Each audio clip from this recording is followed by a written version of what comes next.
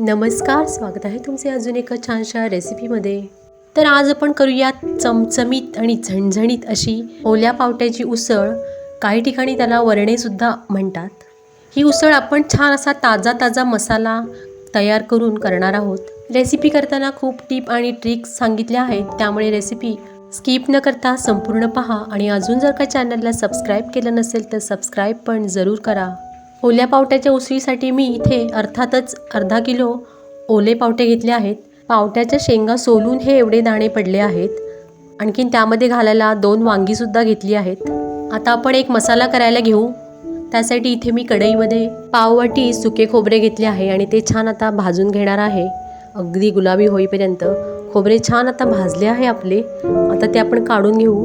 आणखीन त्यामध्ये चमचाभर तेल टाकून एक मोठा कांदा उभा चिरून घातला आहे। आणखीन कांदा छान परतून घेणार आहे। कांदा अगदी छान गुलाबी रंगावर परतायचा आहे।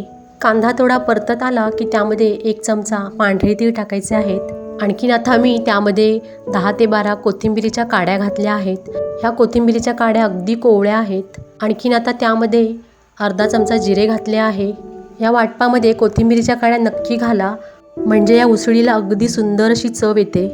आता हे सर्व पदार्थ एकसारखे छान परतून घ्यायचे आहेत, अगदी गुलाबी होईपर्यंत। आणखीन यामध्ये थोडी कोथिंबीर सुद्धा घालणार आहे। भरपूर अशी कोथिंबीर घातल्यामुळे ह्या उसळीला चव अगदी सुंदर येते। अगदी तुम्ही नक्की करून पहा। हे पहा, कांदा इथे छान आता तळला गेला आहे। आणि हे मिश्रण गार झाले की मिक्सरला छान फिरवून घ्यायचे आहे। सुरुवातीला मी मिक्सरच्या भांड्यामध्ये खोबरे घातले आहे आणि जो काही तळलेला कांदा होता तो सुद्धा मी आता घातला आहे। आणि हे छान मिक्सरला गंधासारखे वाटून घ्यायचे आहे। हे पहा, तुम्ही पाहू शकता हे मिश्रण अगदी छान गंधासारखे वाटून घेतले आहे। आता आपण उसळ करायला घेऊ। त्यासाठी इथे कढईत मी 2 मोठे चमचे तेल घेतले आहे। या उसळीला तेल थोडे जास्तच लागते।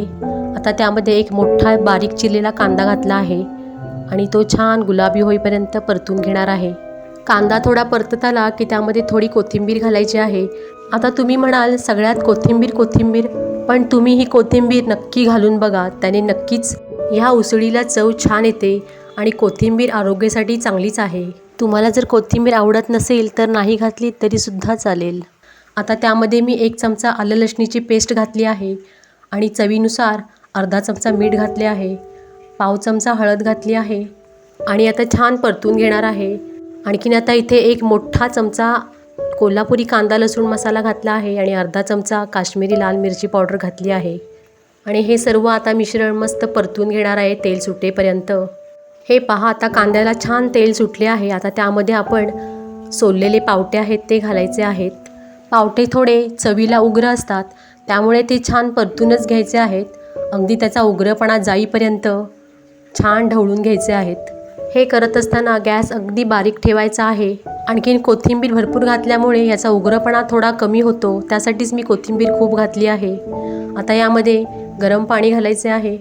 आणखीन छान ढवळून घ्यायचे आहे आणि आता त्यावर झाकण ठेवून 5 ते 10 मिनटं बारीक गॅसवर उकळून घ्यायचे आहे।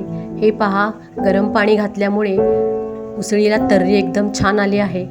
10 मिनटानंतर त्यामध्ये 2 मी चिरलेली वांगी घातली आहेत। वांगी ही नंतरच चिरून घालायची आहेत। जर का तुम्ही पावट्याबरोबरच वांगी घातली तर वांगी एकदम जास्त शिजून जातील आणि उसळीमध्ये विरघळून जातील, म्हणून वांगी अर्धवट पावटे शिजल्यावरच घालायची आहेत। वांगी घातल्यानंतर 5 मिनटं भाजी छान शिजू द्यायची आहे आणि मग जे आपण वाटण केले होते ते सर्व घालायचे आहे त्यामध्ये। आणि हे मिश्रण एकसारखे छान ढवळून घ्यायचे आहे। रेसिपीला लागणारे सर्व साहित्य मी डिस्क्रिप्शन बॉक्समध्ये दिले आहे, तिथे तुम्ही चेक करू शकता। हे पहा, उसळीला छान उकळी आली आहे। पहा किती सुंदर दिसत आहे, अगदी पाहूनच खावीशी वाटत आहे। आता त्यामध्ये थोडी कोथिंबीर घालणार आहे। उसळ आता इथे छान तयार झाली आहे, बघा किती सुंदर दिसत आहे। ही उसळ तुम्ही भाकरीबरोबर, चपातीबरोबर किंवा भाताबरोबर सुद्धा तितकीच सुंदर लागते। आणि रेसिपी जर का आवडत असतील तर रेसिपीला एक लाईक नक्की करा। आणि जर का चॅनलवर नवीन असाल तर चॅनलला सबस्क्राईबसुद्धा करा। आणखीन बाजूला दिलेल्या बेल आयकॉनवर क्लिक करा, म्हणजे येणाऱ्या व्हिडिओची नोटिफिकेशन तुम्हाला सगळ्यात अगोदर मिळेल। हे पहा, इथे आता मी उसळ सर्व करत आहे। मक्याची भाकरी आणि ठेचासुद्धा। ठेच्याची रेसिपी मी या अगोदर यूट्यूबवर पोस्ट केली आहे, तुम्ही पाहू शकता. आणि ही रेसिपी तुम्ही कुठून पाहताय हे मला कमेंटमध्ये नक्की सांगा. रेसिपी पाहिल्याबद्दल सर्वांचे खूप खूप धन्यवाद.